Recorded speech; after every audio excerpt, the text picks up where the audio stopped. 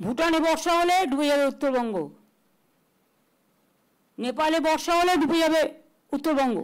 উত্তরবঙ্গে বন্যা হয় মূলত আপনারা জানেন তিস্তা নদী, তোর্ষা নদী, রায়ডাক নদী, সংকোষ নদী, ডিমা, কালচিনি, বিভিন্ন নদীগুলোর যে উৎপত্তিস্থল, যে ক্যাচমেন্ট এরিয়া, অর্থাৎ সিকিমে বর্ষা হলে আমরা ডুববো।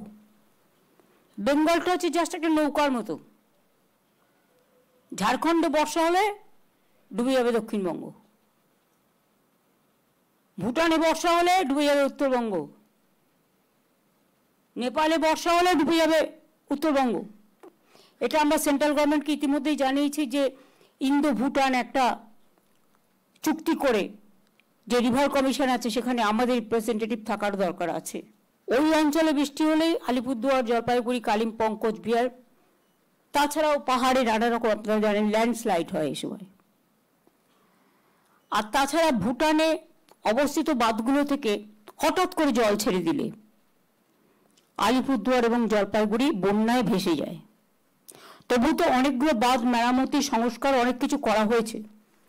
আগে বন্যা নিয়ন্ত্রণ এবং গঙ্গা ভাঙন এই দুটো সেন্ট্রাল গভর্নমেন্টের হাতে ছিল, এখনো আছে, কিন্তু গত 14 বছর 15 বছর ধরে আমরা কিন্তু কোনো পয়সা পাইনি। এমনকি বন্যা হলেও বন্যার ত্রাণে আসামও টাকা পায়, কিন্তু আমরা পাই না। যাই হোক, বেশি কথা বলতে গেলে তিক্ততা বাড়বে, আমি আর তিক্ততার কথা বলতে চাই না। সিকিম, ভুটানে কিন্তু ইতিমধ্যেই বর্ষা হচ্ছে, ফলে আপনাদের একটু সতর্ক থাকতে হবে, বন্যার সময় মানুষের পাশে দাঁড়াতে হবে। এটা হলো একটা বর্ষাকালীন কাজের প্রস্তুতি। দ্বিতীয়ত আমি মনে করি অ্যাট প্রেজেন্ট সিচুয়েশন হয়তো কিছুই হবে না, তবুও আমাদের সাউথে যেহেতু একটা 24x7 সারা পশ্চিমবাংলায় আমাদের একটা ডিজাস্টার ম্যানেজমেন্ট সিস্টেম আছে। আমি উত্তরকন্যাতেও একটা করতে বলবো, দুষ্যন্ত আগরওয়াল এটা দেখে নেবে, এবং দুষ্যন্ত নারিয়াল, এবং জেলায় জেলায়ও যাতে এটা থাকে সেটা দেখে নিতে হবে, কানেকশন থাকবে।